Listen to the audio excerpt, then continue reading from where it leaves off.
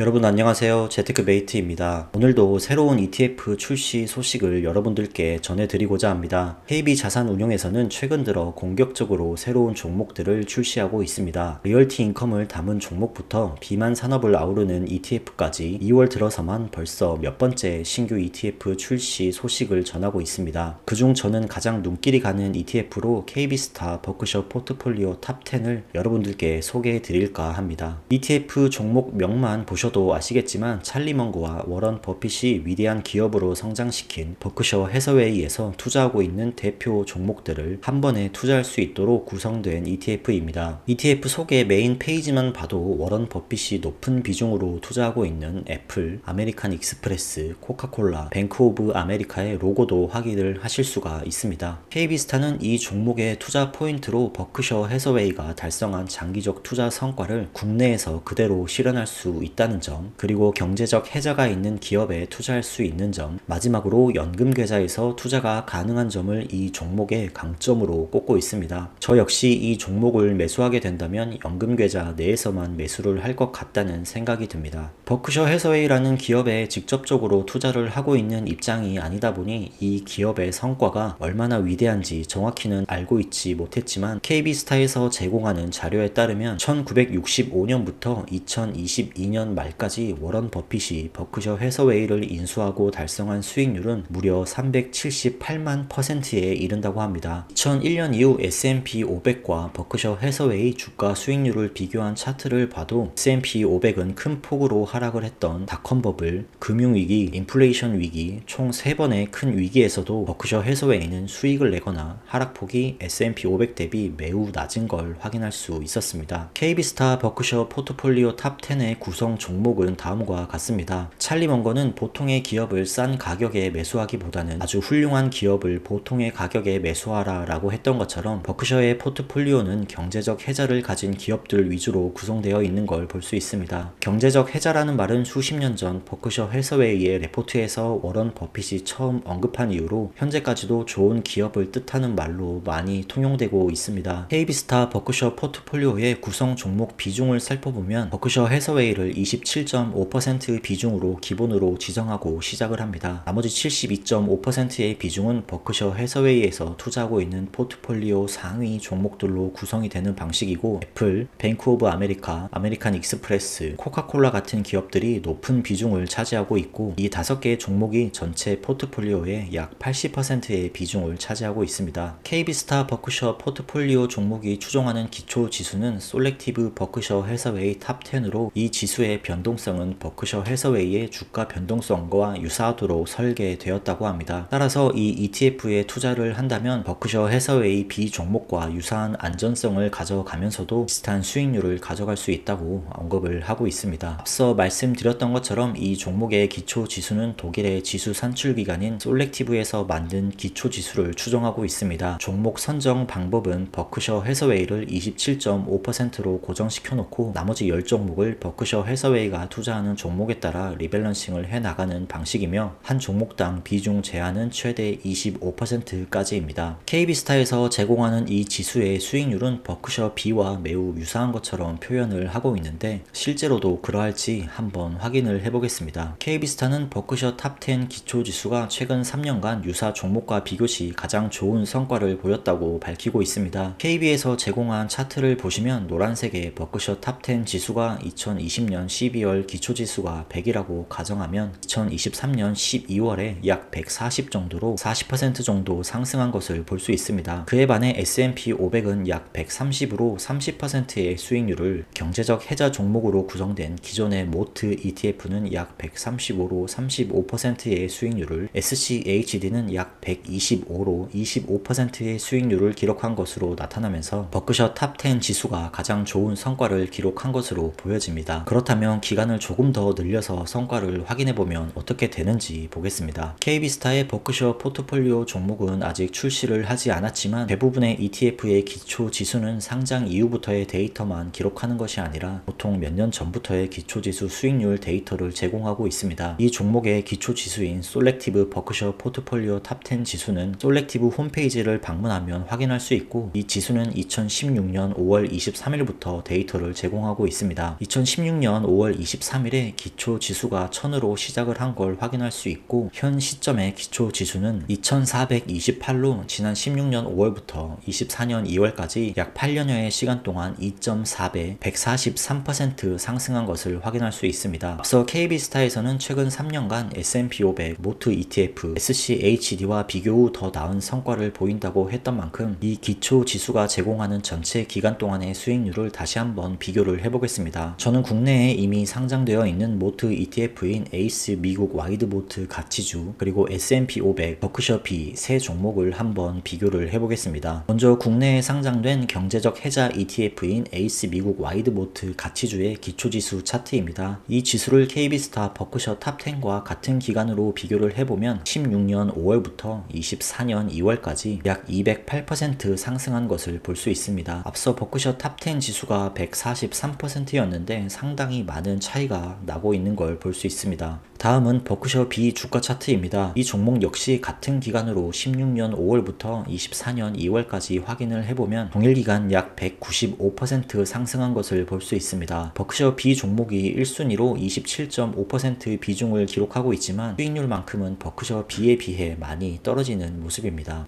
마지막으로 시장 지수의 기본이라고 볼 수 있는 S&P 500과 비교를 해보겠습니다. KB스타 버크셔 탑10의 경우 버크셔 해서웨이가 지난 수십 년간 S&P 500보다 훨씬 좋은 성과를 보인 것으로 안내를 했기 때문에 S&P 500보다는 더 좋은 수익률을 기록하지 않았을까 생각을 했습니다. S&P 500은 16년 5월 TR 지수가 3828이었고 24년 2월 현재 11,037을 기록하면서 같은 기간 동안 약 186%의 상승률을 기록했습니다. 버크셔 B 자체의 주가는 S&P 500보다 더 좋은 성과를 보인 것은 맞지만 KB스타 버크셔 탑10의 기초지수는 오히려 S&P 500보다 더 낮은 성과를 기록한 걸 볼 수 있습니다. 네 종목의 같은 기간 수익률을 다시 한번 정리를 해보겠습니다. KB스타 버크셔 탑10의 경우 약 143%의 수익률로 가장 낮은 수익률을 기록했습니다. 국내에 이미 상장되어 있는 에이스 미국 와이드 모트의 기초지수는 208%로 가장 높은 수익률을 보여주었습니다. 버크셔 B의 경우 195%로 S&P 500의 186%보다는 더 높은 수익률을 보여주었습니다. 물론 이 역시 특정 기간에 한정해서 비교를 한 데이터이기 때문에 기간별 비교에 따라 달라질 수 있지만 16년 5월 23일부터 24년 2월 22일까지 수익률을 비교했을 땐 KB스타 버크셔 탑10의 기초지수가 가장 낮은 수익률을 보여주었습니다.